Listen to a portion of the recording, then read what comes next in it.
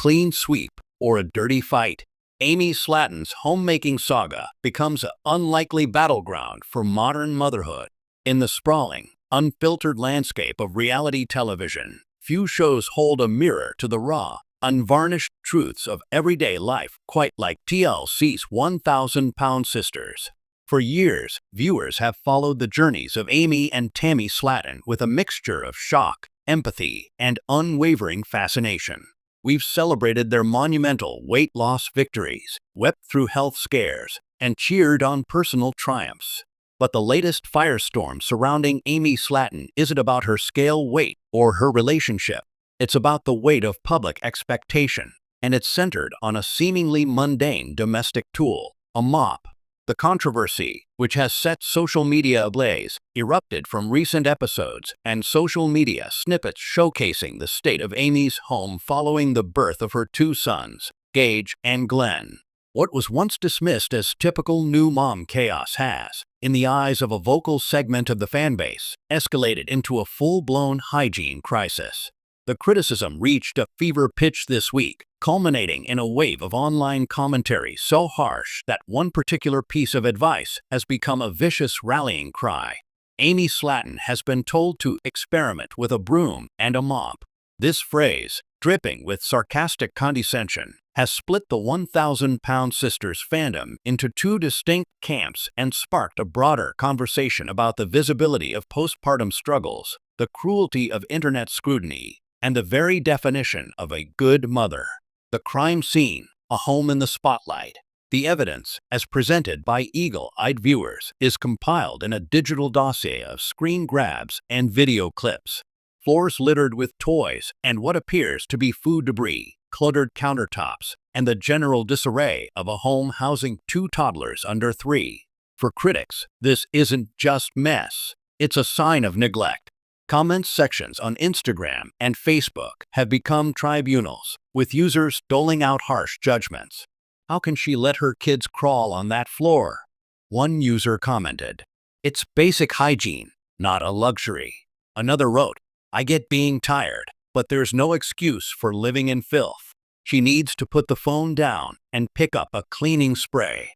The most biting critiques, however, are those that frame the advice as a simple, almost humorous solution. Maybe instead of another fast food haul, Amy should experiment with a broom and a mop, posted a user, a comment that was quickly liked and shared thousands of times, morphing from a single jab into a pervasive meme. The implication is clear. Amy's struggles are not a complex issue rooted in mental health, physical exhaustion, or a lack of support. They are a simple failure of effort, easily rectified by a trip to the cleaning aisle. The defense, a chorus of context. In response, a powerful counter-movement has emerged, championed by fans and, crucially, by countless mothers who see their own struggles reflected in Amy's story. This defense isn't about glorifying mess. It's about demanding context and compassion. They point to Amy's well-documented journey, a history of mobility issues linked to her former 400-pound-plus frame, the profound physical and emotional toll of 2 pregnancies in quick succession, and the overwhelming reality of raising 2 young boys as a primarily single mother following her separation from Michael Halterman.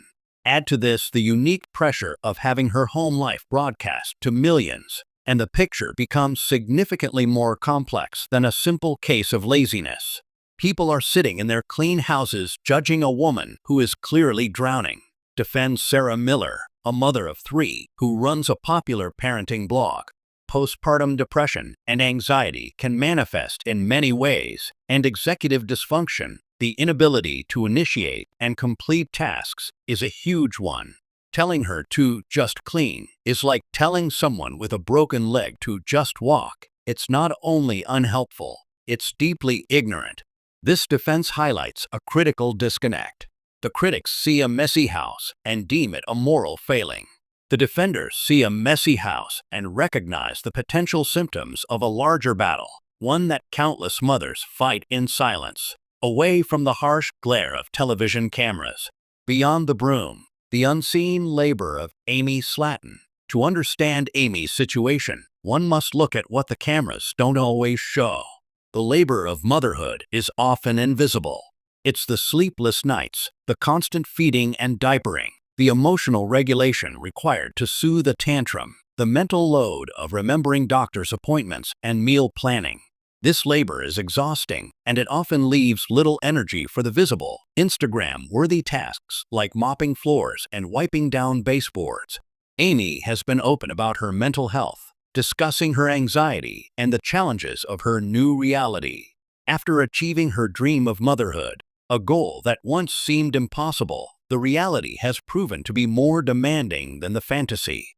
This is a narrative familiar to so many, yet when it plays out on screen, the instinct to judge often overpowers the instinct to empathize.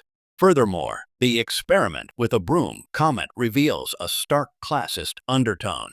For those with resources, help is available: cleaning services, babysitters, family support. Amy's world, as portrayed on the show, suggests a more limited access to such luxuries. The suggestion that cleaning is a simple, straightforward task ignores the sheer physical and mental energy required, energy that may already be entirely depleted by the demands of keeping two small humans alive and loved. A sister's shield, Tammy's role, and a shifting dynamic. Complicating the narrative further is the role of Tammy. In earlier seasons, Tammy was often the focus of concern, with Amy playing the role of the frustrated but caring sister. Now, with Tammy having undergone her own transformative weight loss surgery and finding new independence and love, the dynamic has flipped. In recent episodes, Tammy has been the one to express concern about the state of Amy's home, at one point gently suggesting a cleaning schedule. This isn't the criticism of an internet troll. It's the worry of a sister who has lived with Amy and understands her struggles intimately. Tammy's concern comes from a place of love and a shared history of overcoming immense obstacles. This shift is poignant. It shows that the issue is recognized within the family unit, not just by outsiders.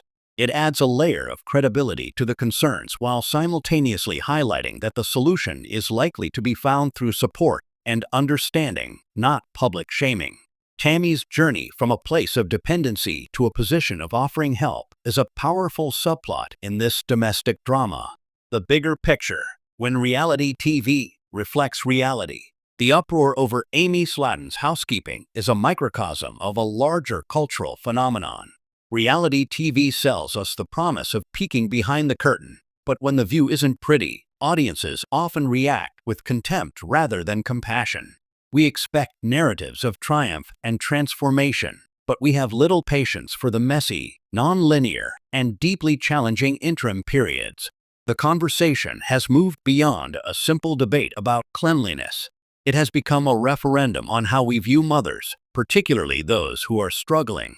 The broom and mop meme is a weaponized version of the unsolicited advice mothers have received for generations, now amplified by the megaphone of the internet.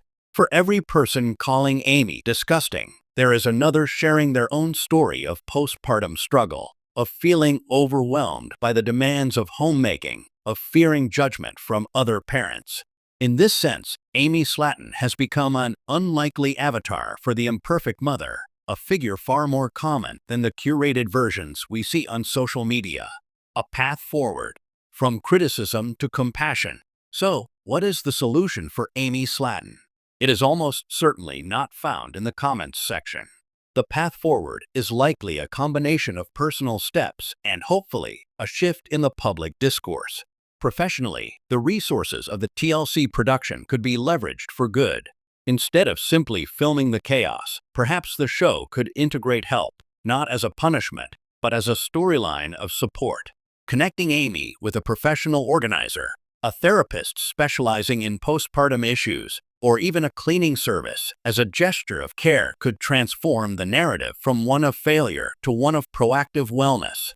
Personally, Amy's journey will require building a reliable support system. This includes co-parenting effectively with Michael, leaning on Tammy, and perhaps connecting with other mothers in her community. The goal isn't to achieve a spotless home for the sake of critics, but to create a safe, healthy, and manageable environment for herself and her children that reduces her own stress and anxiety. As for the fans, the challenge is to evolve from spectators into a community that offers support rather than scorn. The same platform used to spread the broom and mop joke could be used to share words of encouragement or resources for struggling parents. The saga of Amy Slaton's home is not just a tabloid headline. It is a reflection of our collective attitude toward struggle.